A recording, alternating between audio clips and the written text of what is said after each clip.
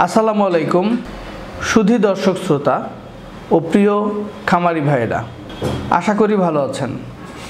আমি মোসাদ্দেক এগ্রোটেক বাংলাদেশের পক্ষ থেকে আপনাদেরকে জানাচ্ছি স্বাগতম। বরাবরের মতো আজকে আমরা RAS সিস্টেম নিয়ে কথা বলবো। আজকে আমরা কথা বলতে চাচ্ছি বায়ো ফিল্টার নিয়ে, অথবা বায়োলজিক্যাল ফিল্টার বলি, আবার কেউ কেউ এটাকে মিডিয়া ফিল্টারও বলে থাকি। আজকে আমরা চেষ্টা করব বায়ো ফিল্টার সম্পর্কে কিছুটা ধারণা আপনাদেরকে দেওয়ার জন্য। বায়ো ফিল্টার নামকরণের কারণ হচ্ছে এখানে আমরা কিছু বায়োলজিক্যাল কাজ, কিছু জৈব প্রক্রিয়া, আমাদের উপকারী কিছু জৈব প্রক্রিয়া এখানে কাজে লাগবে বা আমরা আমাদের প্রয়োজনে কাজে লাগাবো। সেই জন্য এটার নাম দেয়া হয়েছে বায়োলজিক্যাল ফিল্টার। বায়োলজিক্যাল ফিল্টারের মূল কাজ হলো পানি থেকে অ্যামোনিয়া রিমুভ করা। বায়োলজিক্যাল ফিল্টারে অ্যামোনিয়া রিমুভ করার জন্য সাধারণত দুই প্রকারের ব্যাকটেরিয়া মূল ভূমিকা বা প্রধান ভূমিকা পালন করে থাকে। বায়োলজিক্যাল ফিল্টারে অবস্থিত দুই ধরনের ব্যাকটেরিয়া আমাদের কাজে লাগে। ব্যাকটেরিয়াগুলোর নাম হচ্ছে হেটারোট্রফিক ব্যাকটেরিয়া, আরেকটি হচ্ছে নাইট্রাইফাইং ব্যাকটেরিয়া। হেটারোট্রফিক এবং নাইট্রাইফাইং ব্যাকটেরিয়া, এই দুইটি ব্যাকটেরিয়া আমাদের বায়োলজিক্যাল ফিল্টারে বসবাস করে বা আমরা আমাদের সুবিধার জন্য সেখানে তাদেরকে বসবাস করাই। এবার আপনি একটা জিনিস লক্ষ্য করবেন, বায়োলজিক্যাল ফিল্টারে যে জিনিসটা মূল হিসাবে আমরা ধরে থাকি সেটা হচ্ছে বায়োমিডিয়া। আপনি দেখতে পাচ্ছেন আমার সামনে বায়োমিডিয়াগুলো রাখা আছে। আমার হাতে যেটা দেখতে পাচ্ছেন এটা K3 টাইপের একটি মিডিয়া। মিডিয়ার যদি বাংলা অর্থ করি সেটাকে বলা হবে মাধ্যম।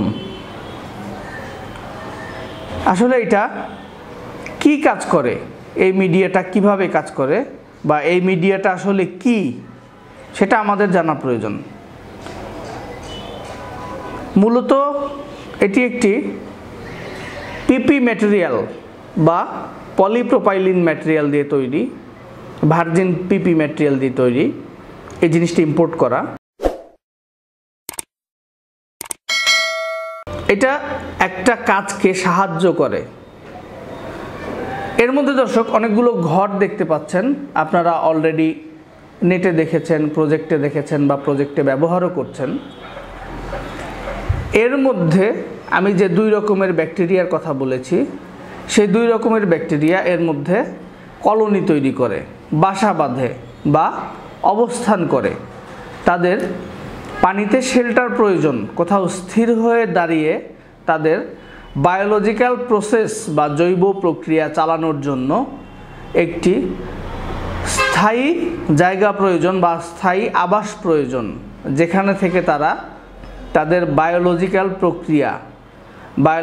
প্রক্রিয়ার মধ্যে তারা অ্যামোনিয়া রিমুভ করার জন্য যে কাজগুলো করে থাকে সেগুলো করতে থাকবে।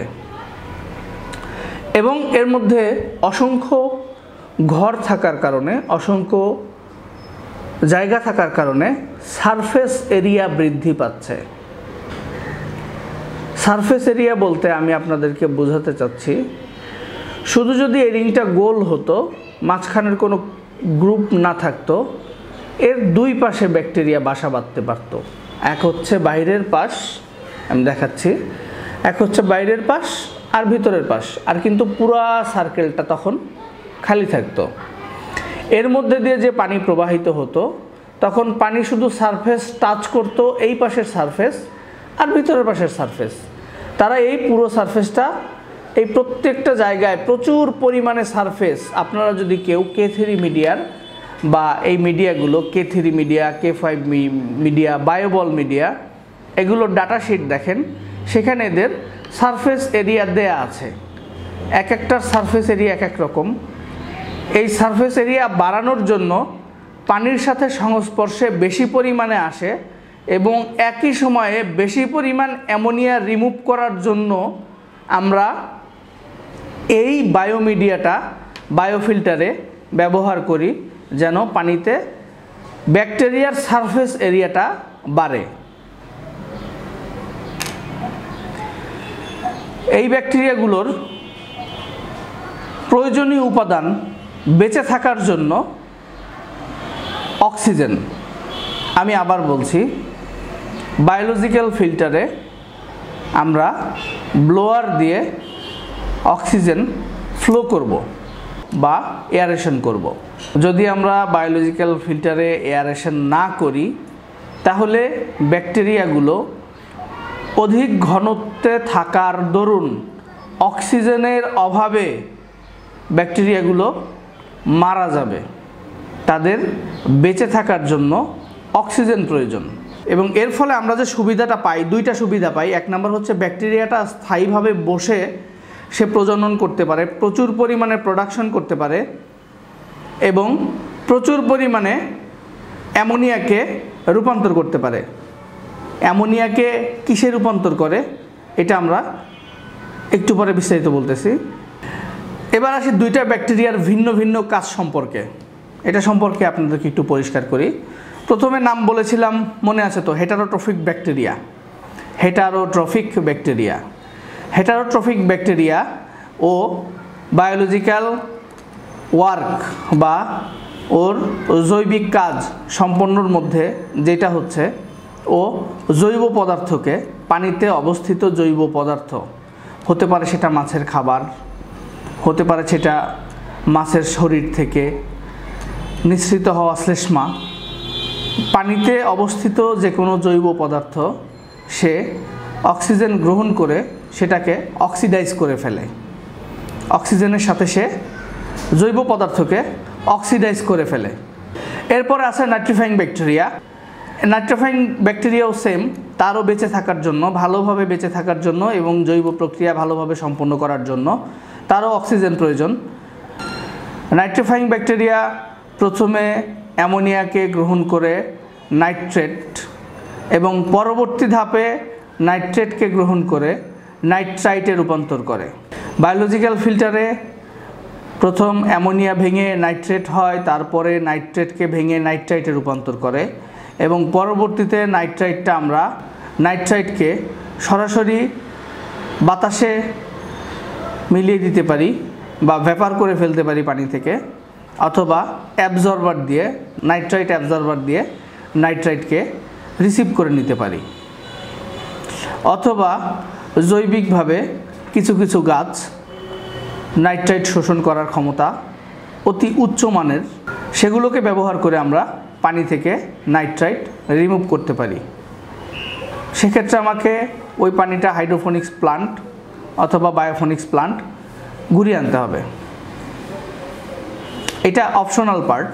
এইটা কমার্শিয়াল প্রোডাকশনের ক্ষেত্রে অথবা কমার্শিয়াল আরএসে এত বড় হাইড্রোফোনিক্স বা বায়োফোনিক্স করা সম্ভব না। বায়োফিল্টারে আরেকটা জিনিস লক্ষণীয়, সেটা হচ্ছে আমরা জানি ব্যাকটেরিয়া কাজ করার একটা উপযুক্ত তাপমাত্রার স্কেল আছে। প্রাকৃতিকভাবে মিডিয়া ফিল্টার চালু করে রাখলে এবং সেখানে এয়ারেশন করলে প্রাকৃতিকভাবে এই ব্যাকটেরিয়াগুলো মিডিয়ার মধ্যে গ্রো করতে শুরু করে, কিন্তু আমরা যারা কমার্শিয়াল প্লান্ট করি তাদের কাছে এই ব্যাকটেরিয়ার পর্যাপ্ত পরিমাণ মজুদ থাকা বাঞ্ছনীয়। আমরা আপনাদের সেবার উদ্দেশ্যে এই বায়োমিডিয়াগুলো ইম্পোর্ট করে আসছি। এই প্রোডাক্টগুলো আপনারা আমাদের কাছে পাবেন। দর্শক বন্ধুরা, আরএস সম্পর্কে কারিগরি প্রশিক্ষণের জন্য এবং আরএসের যে কোনো পরামর্শ এবং যন্ত্রপাতির জন্য আপনারা আমাদের সাথে যোগাযোগ করতে পারেন। ডেসক্রিপশন বক্সে নাম্বার দেওয়া আছে। তো দর্শক বন্ধুরা, আজকে এই পর্যন্তই। সবাই ভালো থাকবেন। আসসালামু আলাইকুম।